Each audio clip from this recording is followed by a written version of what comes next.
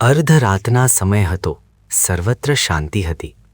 ત્યાં પથારીમાં સૂતેલા કુસુમપુરના રાજા ચંદનને, રાજા, તારી માઠી દશા થશે, જીવતા જવું હોય તો તું જલ્દી ચાલ્યો જા. રાજાએ એકવાર બે વાર આ શબ્દ સાંભળ્યા. આમ તેમ જોયું પણ કોઈ ન દેખાયું. રાજા ઊભો થયો તો રૂપરંગના અંબાર સરખી એક દેવી નજરે પડી અને તે હું તારી કુળદેવી છું એમ કહી અદૃશ્ય થઈ ગઈ. સવાર પડ્યું. રાજાએ રાણી મલાયાગીરીને બોલાવી શાંત ચિત્તે કહ્યું, દેવી, રાત્રિએ કુળદેવીએ સમાચાર આપ્યા છે કે તારે માથે ભારે વિપત્તિ પડશે. વિપત્તિ આપણને ઘેરે અને આપણે બેહોશ થઈ નીકળીએ તે કરતાં આપણે સામે પગલે જઈ તેને ભેટવા કેમ ન નીકળવું? રાણીએ રાજાના વચનમાં સંમતિ આપી અને સાયર તથા નીર આ બંને પુત્રોને સાથે લઈ રાજરાણીએ પ્રયાણ કર્યું. રાજા ચંદન, રાણી મલયાગીરી, સાયર તથા નીર કુંવર સાથે રાજકુટુંબ ફરતું ફરતું કુશસ્થળ નગરમાં આવ્યું. તેમના પગ ખુલ્લા હતા, શરીરે ઉઝરડા પડ્યા હતા. ફરતા ફરતા ચંદને કુશસ્થળમાં એક શેઠને ત્યાં પૂજારીની ચાકરી શોધી કાઢી અને મલયાગીરીએ લાકડાની ભારી બાંધી વેચવાનું કામ આરંભ્યું. કુશસ્થળ બહાર એક ઝૂંપડી બાંધી. ચંદન નોકરી બાદ રાત્રે ઝૂંપડીએ આવતો અને મલયાગીરી પણ લાકડા વેચી જે આવે તેનાથી બે બાળકોનું પોષણ કરતી. રાતે ચારે એકઠા થતા અને સવારે વિખૂટા પડતા. સાંજનો સમય હતો. એક પરદેશી સોદાગર ચોગાનમાં બેઠો હતો. ત્યાં મલયાગીરીના લાકડા લો એવો અવાજ તેના કાને પડ્યો. ઘંટડીના રણકા સરખા આ અવાજથી સોદાગરે અવાજની દિશામાં મોઢું ફેરવ્યો તો એક સુંદર સ્વરૂપવાન સ્ત્રી લાકડા વેચતી હતી. સોદાગરે બાઈને બોલાવી અને કહ્યું, આમ આવ, ઉતાર ભારી.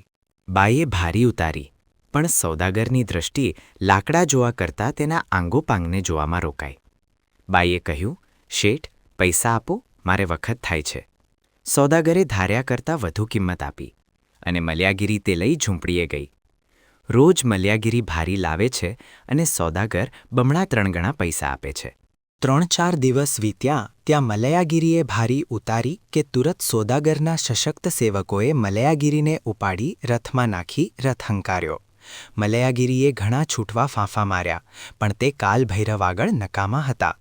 થોડે દૂર ગયા એટલે સોદાગરે કહ્યું, મલયાગીરી, આ શરીર શું લાકડા વેચવા માટે યોગ્ય છે? તું મારી અર્ધાંગના બન અને આ બધા વૈભવ તારો સમજી મારી સાથે રહે. મલયાગીરીએ હાથ કાને દીધા અને બોલી, અગ્નિ મધ્યે બળવો ભલો, ભલો જ બિબકો પાન. શીલ ખંડવો નહીં ભલો, નહીં કુલ શીલ સમાન. સોદાગર, દૂર ખસ. મારા હૈયામાં જીવ હશે ત્યાં સુધી હું શિયળ નહીં ખંડું. મારા શિયળ ખંડવાનો પ્રયત્ન થશે તો તારા હાથમાં મારા મૃતક સિવાય કાંઈ હાથ નહીં આવે. સોદાગર ડર્યો અને તેને ધીમે ધીમે અનુકૂળ કરવાના પ્રયત્નમાં પરોવાયો. આ પછી મલયાગીરી સોદાગર સાથે રહે છે. તપ, જ્ઞાન, ધ્યાન અને જીનેશ્વર ભક્તિમાં પોતાનો સમય ગાળે છે. ચંદન રાજા વણિકને ત્યાં પૂજાવિધિ પતાવી રાત પડતા ઝૂંપડીએ આવ્યો તો સાયર અને નીર બંને ડુસકે ડુસકે રોતા હતા. ચંદને તેમના આંસુ લૂછ્યા અને કહ્યું, બેટા, કેમ રડો છો? તમારી માતા ક્યાં ગઈ?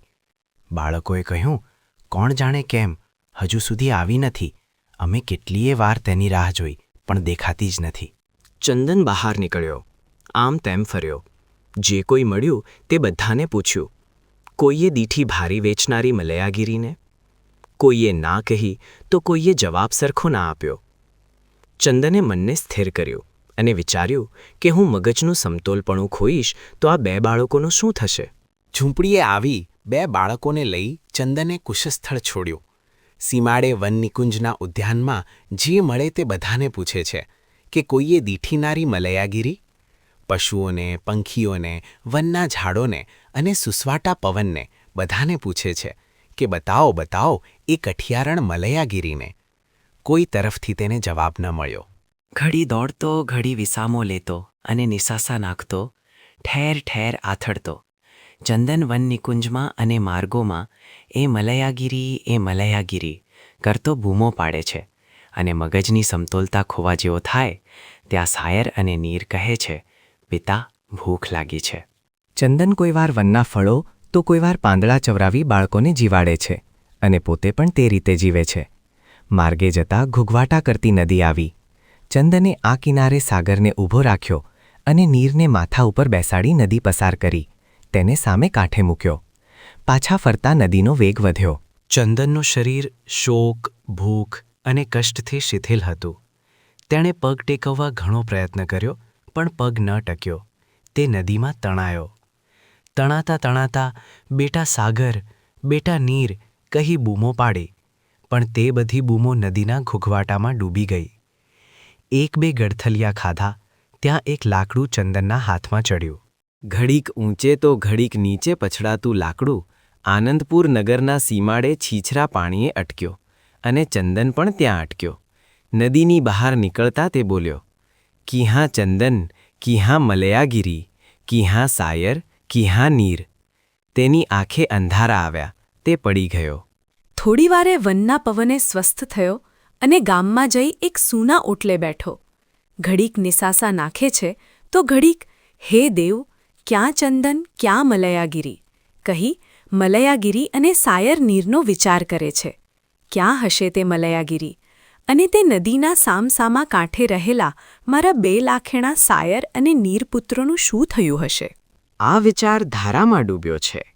ત્યાં જે ઘરના ઓટલે બેઠો છે તે ઘરની રૂપરંગના અંબાર સરખી ઘરધણિયાણીએ બારણું ઉઘાડ્યું અને તેની નજર મુસાફર ઉપર પડતા જ ઠરી અને બોલી, તુમ પરદેશી લોક હો, દુઆ ન કિસી સાથ જમો, રહો તવ જન્મ લગે, હમ તુમ એક જ સાથ. હે નરવર, તમે પરદેશી છો તેમ માની ચિંતા ન કરો. ઘરમાં પધારો, સુખી રહો, જમો, ફિકર ન કરો. ઘરધણિયાણીના મીઠા શબ્દો. ચંદને ઘરમાં પ્રવેશ કર્યો. ઘરધણિયાણીએ કેમપૂર્વક સ્નાન કરાવ્યું અને ભોજન કરાવ્યું. સંધ્યા પડી અને સહેજ રાત થઈ ત્યાં ઘરધણિયાણી આવી ચંદનને કહેવા લાગી, સુભગ, મારો પતિ પરદેશે ગયો છે. વર્ષો વીત્યા છતાં તેની કોઈ ભાળ નથી. આ ઘર તમારું સમજો, આ રાચરચીલું, આ વૈભવ, અને મને પણ તમારી સમજો.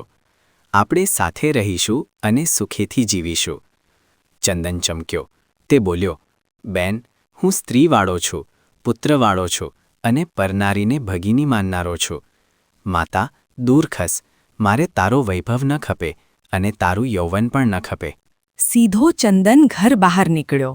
રાત વરત જોયા સિવાય તે સીધો નગર છોડી નાઠ્યો અને શ્રીપુર નગરના માર્ગમાં આવેલ એક વૃક્ષ નીચે જઈ સોડતાણી સૂતો.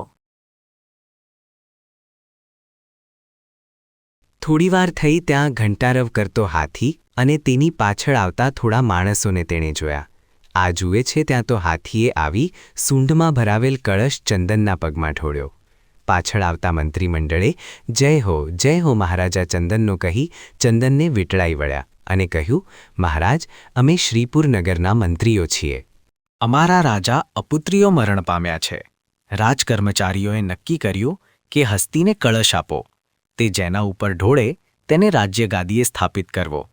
મંત્રીઓ વાંચતે ગાજતે હસ્તી ઉપર બેસાડી ચંદનને શ્રીપુર નગરમાં લઈ ગયા. ચંદન શ્રીપુર નગરનો રાજવી બન્યો. અનેક રાજાઓએ તેને કન્યાઓ પરણાવવા પ્રયત્ન કર્યો, પણ ચંદન ન પરણ્યો. ચંદન રાજા બન્યો, પણ તેની આંખ આગળથી મલયાગીરી, સાયર અને નીર ખસતા નથી.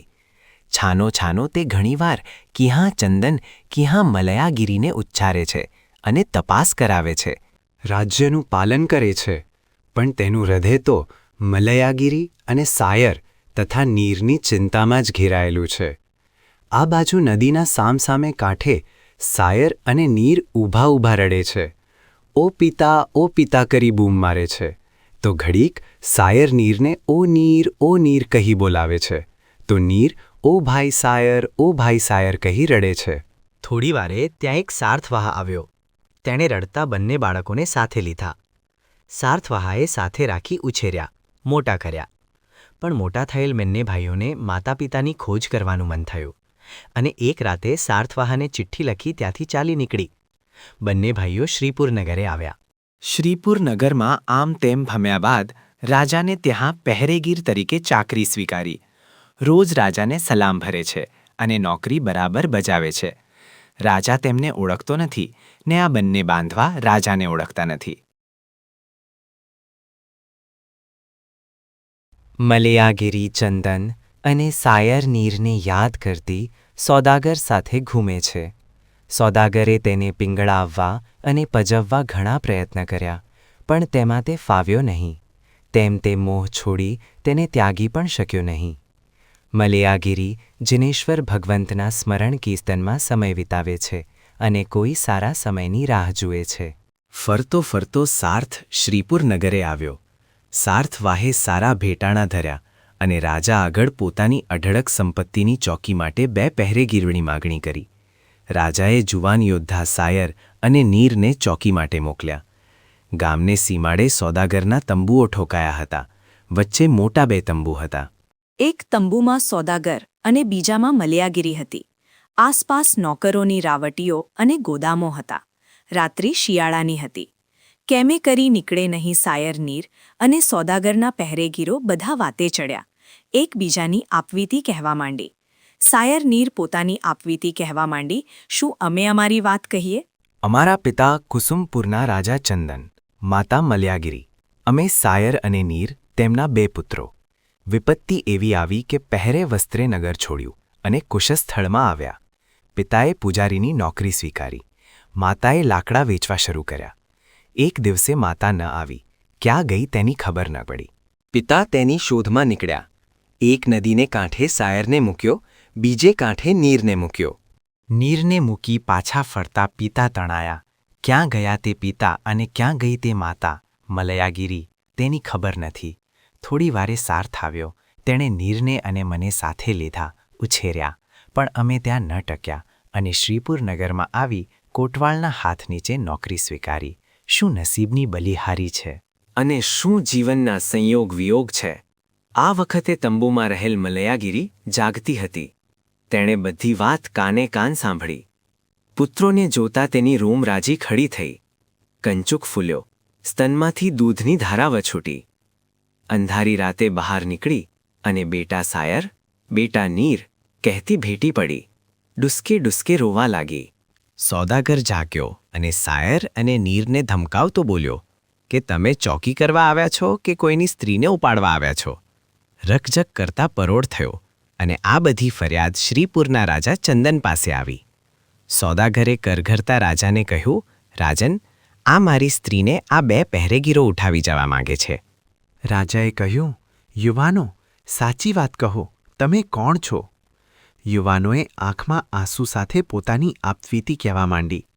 રાજાએ માંડ માંડ ધીરજ રાખી, પણ જ્યારે તે બાળકો મોટા અવાજે રડતા રડતા બોલ્યા કે રાજન, માતા મલયાગીરી તો 12 વર્ષે ભેટી, પણ પુત્રોને માતા કરતા સવાઈ રીતે લડાવનારા અમારો તારક પિતા ચંદન અમને ક્યાં મળશે?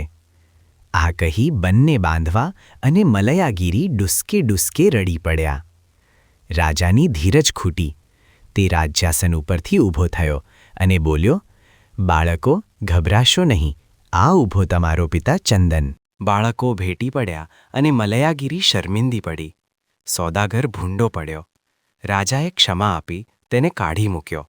આ પછી ચંદન કુસુમપુર અને શ્રીપુરનો બંનેનો રાજવી બન્યો. સાયર અને નીર બંને રાજ્યના જુદા જુદા યુવરાજ થયા.